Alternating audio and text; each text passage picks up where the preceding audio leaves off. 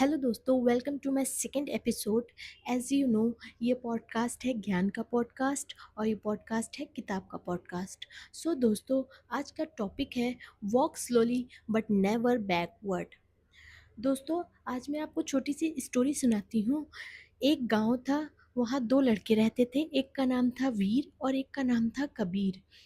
दोस्तों, उस गांव में एक पहाड़ था। तो वीर और कबीर सोचते हैं, क्यों ना चलो हम लोग ये पहाड़ चढ़ते हैं। वो दोनों एक दूसरे से पहाड़ चढ़ने का कंपटीशन करते हैं।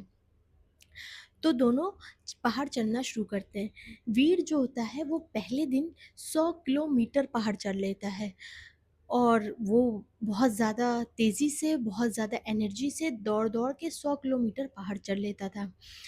और फिर दूसरे दिन वो सोचता है कि चलो, मैंने तो कल 100 किलोमीटर चढ़ा था, आज नहीं, अब मैं कल चढ़ लूँगा पहाड़। और तीसरे दिन उसकी तबीयत ख़राब हो जाती है, वो इसलिए पहाड़ नहीं चढ़ता है। चौथे दिन बारिश हो जाती है, उसको एक रीज़न मिल जाता है कि मैं पहाड़ नहीं चढ़ूँगा क्योंकि बारिश हो गई है। वहीं पाँचवें दिन वो सोचता है कि मैं तो 100 किलोमीटर पहाड़ चढ़ सकता हूँ, ये मेरे लिए बहुत ईज़ी है और मैं आज नहीं कल चढ़ूँगा या और कभी पहाड़ चढ़ लूँगा और मैं पहाड़ अब चढ़ सकता हूँ, क्योंकि मैं एक दिन में 100 किलोमीटर चढ़ गया था पहाड़। और गाँव वाले उसको बहुत एप्रिशिएट करते हैं कि वीर एक दिन में 100 किलोमीटर पहाड़ चढ़ गया था, बहुत उसकी तारीफ़ होती है गाँव में, वो बहुत खुश होता है। वहीं जो कबीर होता है, वो पहले दिन सिर्फ़ 100 कदम पहाड़ चढ़ता है। गाँव वाले उस पे बहुत हँसते हैं कि वीर जो था वो 100 किलोमीटर चढ़ा और तुम वहीं सिर्फ़ 100 कदम पहाड़ चढ़ रहे हो। तो फिर वो दूसरे दिन वो सबकी बातें इग्नोर करता है और सेकंड डे वो 50 स्टेप पहाड़ चढ़ता है। गाँव वाले और उसको उस पे हँसते हैं, उसका मज़ाक बनाते हैं कि तुम क्या कर रहे हो, ये बस 50 कदम, 100 कदम पहाड़ चढ़ रहे हो। वो फिर सबको इग्नोर करता है और फिर वो तीसरे दिन उसकी भी तबीयत ख़राब हो जाती है, तो वो पहाड़ तो नहीं चढ़ सकता था, वो पहाड़ के पास जाता है और कुछ स्टेप्स लेके, क्योंकि बहुत वो टायर्ड फ़ील करता है, फिर वो वापस घर आ जाता है। चौथे दिन वो पहाड़ इसलिए नहीं चढ़ पाता है क्योंकि बारिश हो जाती है। वो पहाड़ के सामने जाता है और जाके कबीर खड़ा हो जाता है। फिर वो रोज़ रेगुलर थोड़ा-थोड़ा पहाड़ चढ़ता था। बहुत दिन बाद वीर जो होता है वो नीचे गाँव वालों पहाड़ के नीचे बैठ के गाँव वालों को कहानी सुना रहा होता है कि मैं एक दिन 100 किलोमीटर पहाड़ चढ़ा था। और गाँव वाले उसकी कहानी सुन रहे होते हैं। वहीं जो कबीर होता है वो पहाड़ की चोटी पे होता है और झंडा गाड़ रहा होता है। तो जब वो नीचे उतरता है तो गाँव वाले पूछते हैं, ये तुमने कैसे करा? तुम तो बहुत छोटे-छोटे स्टेप कर रहे थे। तो दोस्तों, कबीर कहता है, मैं धीरे चला पर मैं रुका नहीं, मैं मुड़ा नहीं। मैं धीरे चला, मैं रुका नहीं, मैं मुड़ा नहीं। मतलब मतलब walk slowly but never backward. आप धीरे अपनी मंज़िल की तरफ बढ़िए, लेकिन आपको रुकना नहीं है और आपको मुड़ना नहीं है। दोस्तों, यहाँ पे कबीर से 2 बातें सीखने वाली हैं। पहला, उसने सबकी पूरे गाँव वालों की बातों को इग्नोर करा और वो आगे बढ़ा। तीसरा, उसने अपने अंदर बहुत सारा पेशेंस रखा। उसकी जो मेन स्ट्रेंथ थी वो थी इग्नोरेंस एंड पेशेंस। वो रोज़ धीरे-धीरे, थोड़े-थोड़े स्टेप बढ़ता था पहाड़ पे, लेकिन वो मुड़ा नहीं, वो बैकवर्ड नहीं हुआ।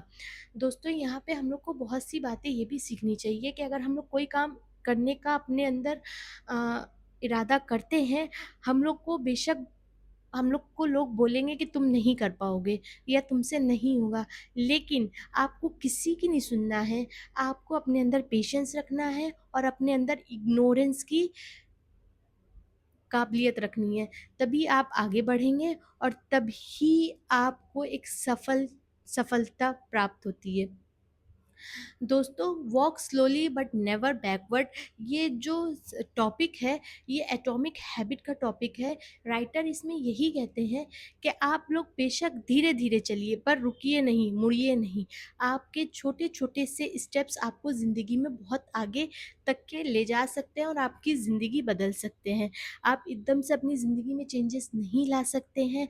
लोग आप पे हंसेंगे, आपका मजाक बनाएंगे और ये होता है और ये हर एक के साथ हुआ है। जो जो भी कामयाब लोग हैं उन सब के साथ होता है ऐसा। लेकिन वो लोग रुकते नहीं हैं, वो लोग सबको इग्नोर करते हैं, सबकी बातें इग्नोर करते हैं और अपने अंदर बहुत सारा पेशेंस रखते हैं। दोस्तों, पेशेंस और इग्नोरेंस आपका सबसे बड़ा हथियार होता है आपको आपकी मंजिल तक के पहुँचाने के लिए। दोस्तों, मंजिल दूर नहीं होती है, बस आपको थोड़ा-सा सब्र रखना पड़ता है, आपको अपने ऊपर काम करना पड़ता है और अपने लिए वक़्त निकालना पड़ता है।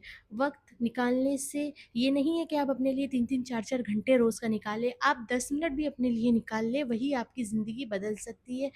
राइटर इस बुक में ये भी समझाते हैं, आप अपने अंदर हर चीज़ में 1% चेंज लाइए, बहुत सारा नहीं। आप अपने अंदर हर चीज़ में 1% चेंज लाइए और वो चेंज ऐसा होना चाहिए करते हुए जो चेंज आपको करते हुए बहुत बड़ा काम ना लगे, बहुत ईज़ी होना चाहिए, क्विक होना चाहिए। आप अपने अंदर 1% चेंज लाइए, आप अपने अंदर पेशेंस और इग्नोरेंस को डेवलप करिए और अपनी मंज़िल की तरफ आगे बढ़िए। सो दोस्तों, आई होप आपको मेरी वीडियोज़, मेरे टाइटल्स पसंद आए। सो प्लीज़ दोस्तों, मेरी वीडियोज़ को लाइक करें, सब्सक्राइब करें एंड कमेंट्स करें। So thank you so. दोस्तों, खरगोश तेज था पर वो सो गया, कछुआ स्लो था पर वो रुका नहीं। दोस्तों, जीत स्पीड की नहीं, डायरेक्शन की होती है। Walk slowly but never backward.